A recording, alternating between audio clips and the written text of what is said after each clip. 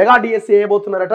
Already గత ప్రభుత్వం వేసిన డిఎస్సికి అనుబంధంగా మరో 7,000 పోస్టులు వేయబోతున్నారట. డిఎస్సికి అనుబంధ నోటిఫికేషన్ మరో 7,000 ఉపాధ్యాయ పోస్టుల భర్తీ, 12,000 కొలువులతో మెగా డిఎస్సి, జిల్లాల వారీగా ఖాళీ పోస్టుల గుర్తింపు, ఈ నెలాఖరులోగా నోటిఫికేషన్ జారీ, కసరత్తు పూర్తి చేసిన అధికారులు, 5,000 పోస్టులతో గతంలో నోటిఫికేషన్, అప్పుడు దరఖాస్తు చేసిన అభ్యర్థులు మళ్ళీ చేయాల్సిన అవసరం ఉండదు, కొత్త పోస్టులకు కొత్తగా దరఖాస్తు. ఫిబ్రవరిలో మెగా డిఎస్సి కోమటిరెడ్డి.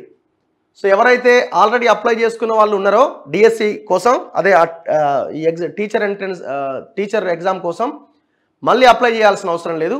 ఈ 7,000 పోస్టులు అయితే అదనంగా భర్తీ చేస్తున్నారో ఆ 7,000 పోస్టులకు మళ్ళీ ఇంకెవరైనా అప్లై చేసుకునే వాళ్ళు ఉంటే అప్లై చేసుకోండి.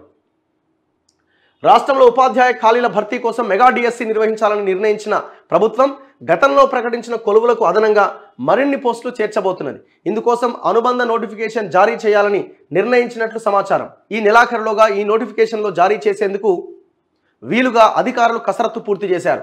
ప్రభుత్వం అనుమతించిన వెంటనే ఈ ప్రక్రియ చేపట్టాలని భావిస్తున్నారు. ఈ మేరకు ఆయా జిల్లాల వారీగా ఖాళీగా ఉన్న ఉపాధ్యాయ పోస్టులపైన విద్యాశాఖ అధికారులు ఇప్పటికే ప్రభుత్వానికి నివేదిక సమర్పించినట్లుగా సమాచారం. రాష్ట్రంలో 5,089 టీచర్ పోస్టుల భర్తీ కోసం గత ప్రభుత్వం నోటిఫికేషన్ జారీ చేసిన విషయం తెలిసిందే. అయితే వీటికి అదనంగా మరో 7,000 పోస్టులను చేర్చి మొత్తం సుమారు 12,000 పోస్టులతో మెగా డిఎస్సి వేయబోతున్నారట.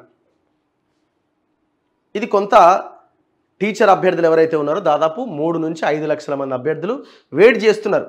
పాపం కొంతమంది ఏజ్ బార్ అయిపోయి సైలెంట్గా వేరే పనులు చేసుకుంటూ ఉన్నారు. వాళ్ళది కూడా చాలా దారుణమైన పరిస్థితి.